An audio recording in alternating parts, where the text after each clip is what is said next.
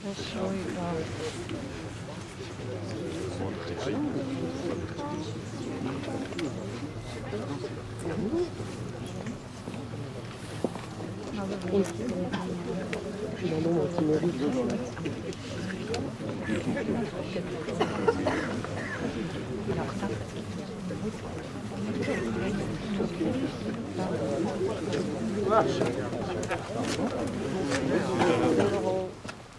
Bonjour à toutes et tous.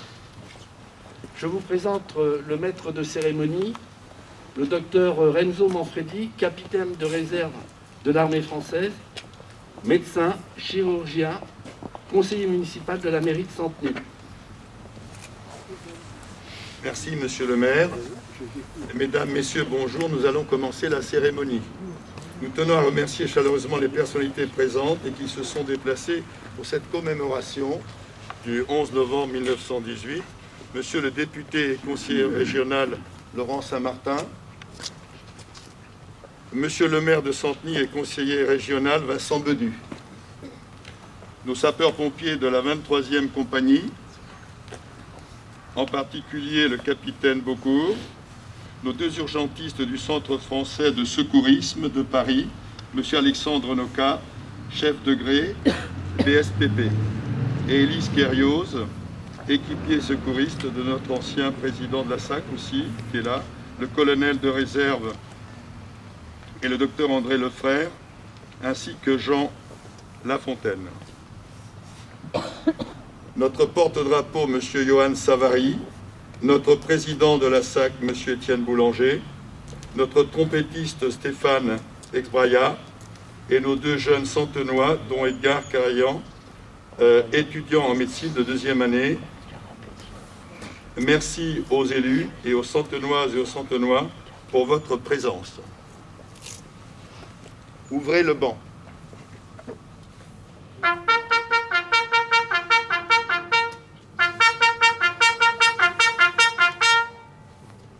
Attention pour les couleurs.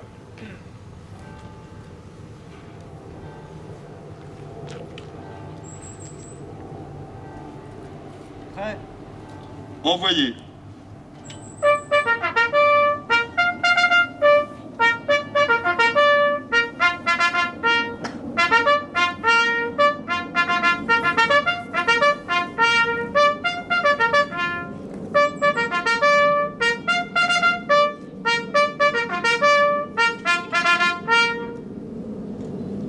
J'invite Monsieur le maire à venir au pupitre pour lire son discours.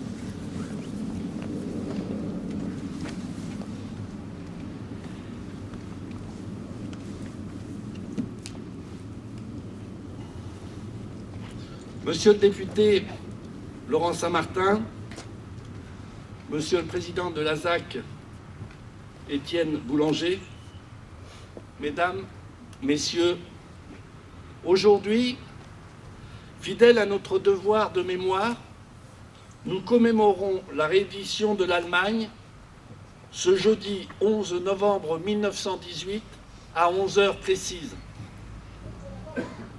Le plus bel hommage que nous puissions rendre aux combattants de 14-18, c'est une Europe unie dans la diversité. Des pays hier ennemis devenus des partenaires inséparables. C'est pour cette raison que je souhaite, lorsque nous marquerons une minute de silence, que nous ayons tous une pensée pour nos amis gallois, roumains, une pensée aussi en mémoire de la réconciliation pour nos amis allemands et hongrois, ainsi qu'un hommage aux 200 000 tirailleurs sénégalais qui furent engagés dans les rangs français, parfois pieds nus. 30 000 y trouveront la mort. Les tirailleurs regroupaient l'ensemble des soldats de l'Afrique occidentale française, dont la plus forte partie du contingent était malienne. N'oublions pas ce que les combattants de 14-18 ont vécu de pire pour que nous ayons à l'esprit que la paix est et sera toujours ce qu'il y aura de meilleur. Car rappelons-le, Le bilan de cette guerre fut catastrophique. Plus de 9 millions de morts, des millions de blessés, de veuves et d'orphelins qui allaient entraîner de profondes séquelles démographiques. Il y aura aussi des territoires dévastés et des bouleversements politiques avec une carte de l'Europe remodelée. Aujourd'hui, l'Europe est en paix et les pays, dans le passé ennemis, en sont devenus des pièces maîtresses. Si cette Europe se cherche encore, elle n'en est pas moins notre destin à tous, comme le disait un de ses pères fondateurs, Jean Monnet. Si nous voulons prolonger dans les faits la valeur du sacrifice de nos aînés, si nous entendons donner un vrai sens à une cérémonie comme celle-ci, il nous appartient de raisonner en termes de paix, de faire en sorte que notre devoir de mémoire soit aussi un devoir de vigilance. Pouvons-nous affirmer, un peu plus de 100 ans après l'horreur d'une guerre mondiale, que la paix règne parmi les hommes? Au Moyen-Orient, en Libye notamment, des groupes terroristes s'implantent durablement. Au Liban, où le risque de guerre civile est de jour en jour très important. Au Proche-Orient, les attentats et les missiles accompagnent des négociations qui s'enlisent entre Israéliens et Palestiniens. Sans oublier le retour des talibans en Afghanistan. En Centrafrique, une crise politique et humanitaire majeure se développe. Au Soudan, qui subit un coup d'État militaire. Au Mali, la sécurité intérieure n'est pas pleinement rétablie au nord et l'enjeu du développement est essentiel pour rétablir une stabilité durable. 7 de nos soldats sont morts dans l'accomplissement de leur devoir cette année en opération Barkhane, en combattant le terrorisme. Nous sommes là également pour leur rendre hommage. Le colonel Sébastien Botta, le maréchal des logis Taneri Mori, le brigadier Dorian Isaagnan, le sergent-chef Yvonne Huin, le brigadier-chef Loïc Rissier, le sergent Maxime Blasco, mais également un 8e, le maréchal des logis Adrien Quélin, mort accidentellement en octobre dernier en mission au Mali. Dans ce monde instable, nous, Européens, nous portons l'héritage de ceux qui ont lutté pour qu'il n'y ait plus de guerre.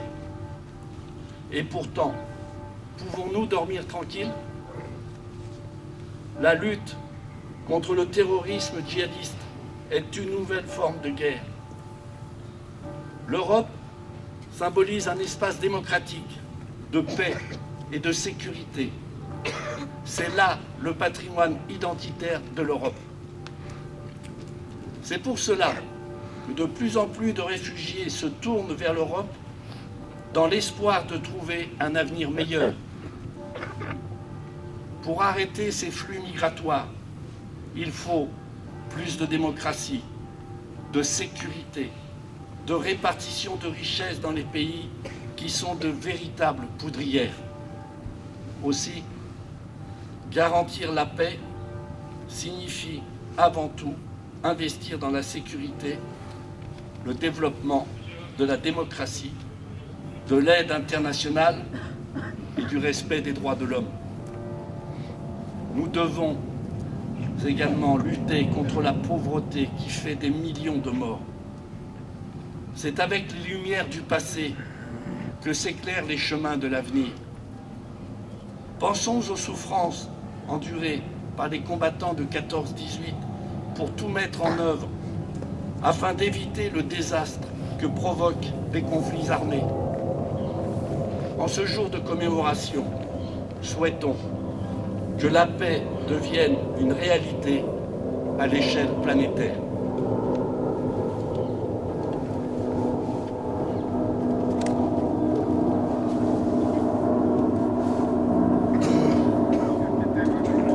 J'invite Monsieur le député.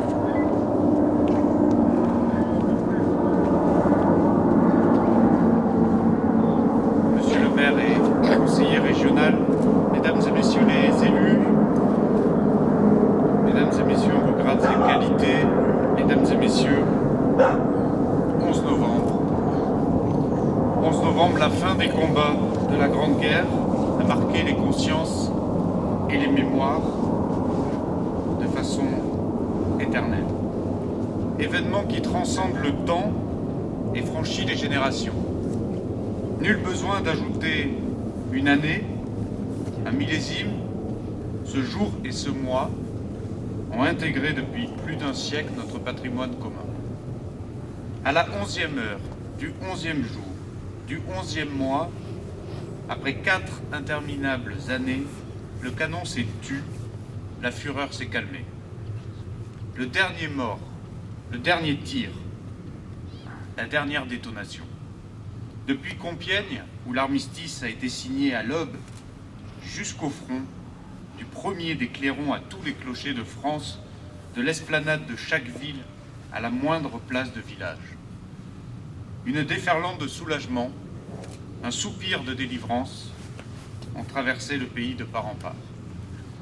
Derrière l'allégresse, derrière le tricolore flottant aux fenêtres et les Marseillaises triomphantes, partout le deuil, les blessures inguérissables, les ruines matérielles, morales et humaines qui se sont installées pour longtemps. Des mères et des pères qui n'ont pas retrouvé leur fils, des fratries qui n'ont pas retrouvé leur père, des épouses et des époux qui ont perdu l'être aimé.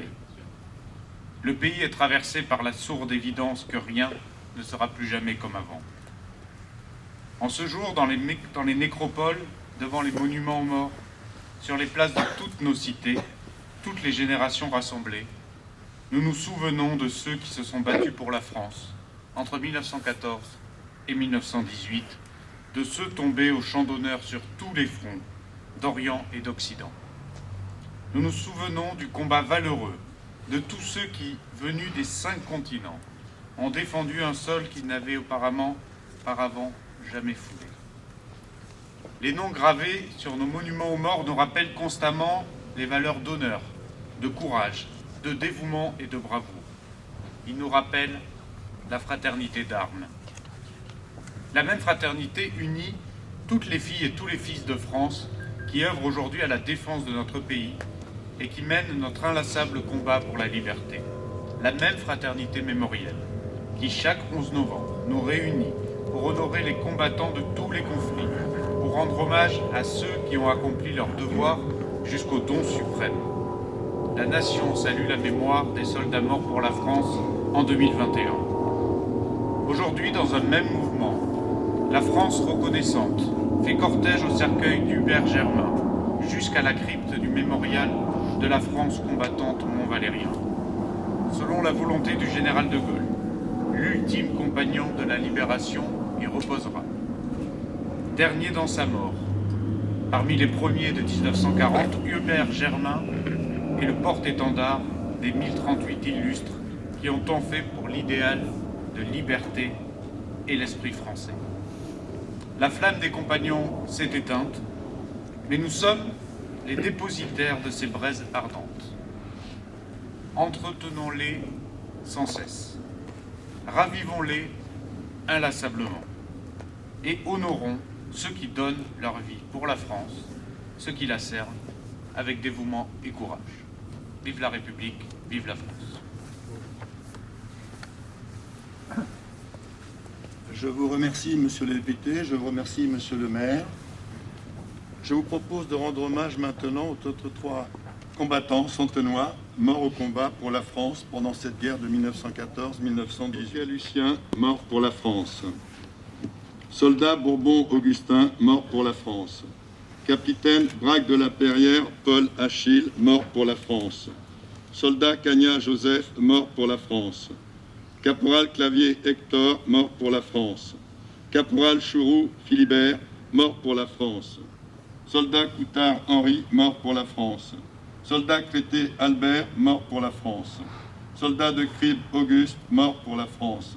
Soldat de la Vallée Émile, mort pour la France. Soldat Doux Jean-Marie, mort pour la France. Soldat Galien Auguste, mort pour la France. Soldat Givry Maurice, mort pour la France.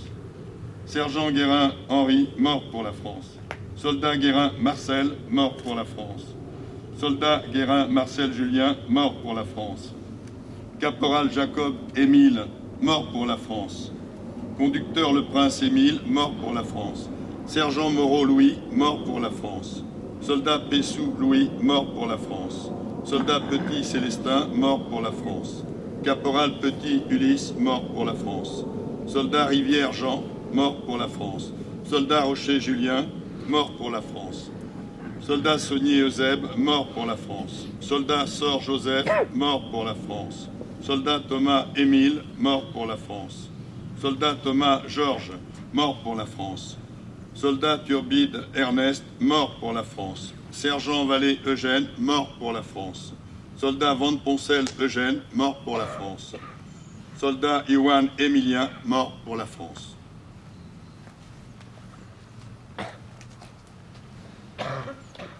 Nous allons maintenant procéder au dépôt des gerbes.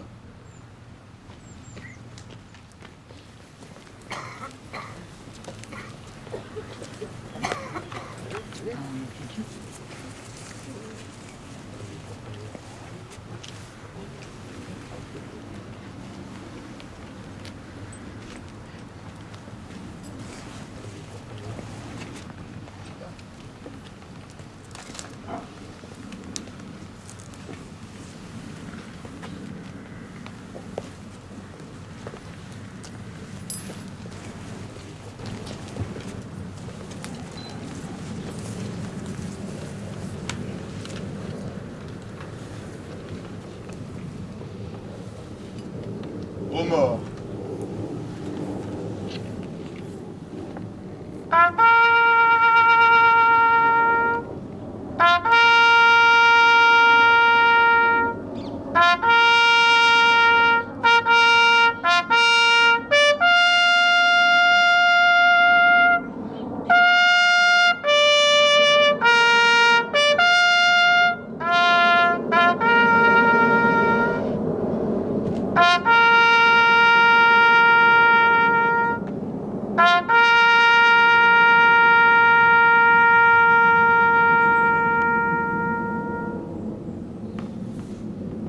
Je vous invite à observer une minute de silence.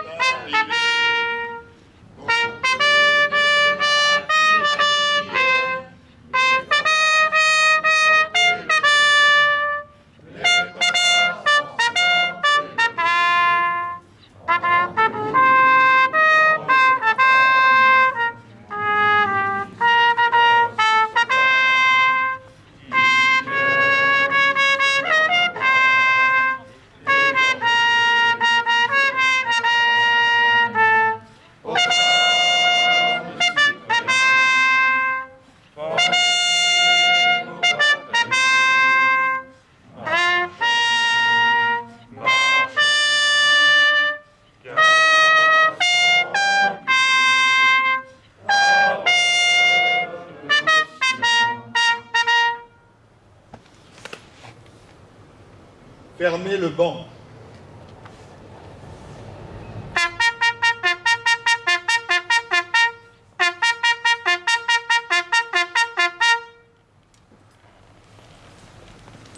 Messieurs et mesdames les élus, nous allons remercier notre porte-drapeau.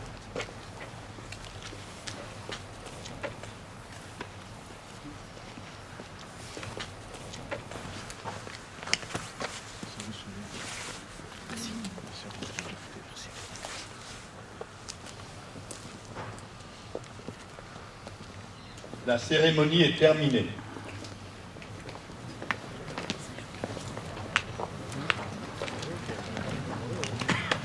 Après cette cérémonie, avant le verre de l'amitié, je tiens en ce jour à rendre hommage à M. André Lefrère, ancien président de l'ASAC. 90 ans, médecin colonel de réserve qui a notamment servi durant la guerre d'Algérie, ainsi qu'à M. Jean Clabaud, ancien vice-président de l'ASAC et qui n'a pas pu être parmi nous aujourd'hui. Je vous remercie et vous invite dorénavant à me rejoindre pour un pot d'amitié dans la salle du conseil municipal, qui sera suivi d'une choucroute dansante pour celles et ceux qui sont inscrits et qui a été organisée par l'association des anciens combattants que nous remercions. Merci à tous et toutes.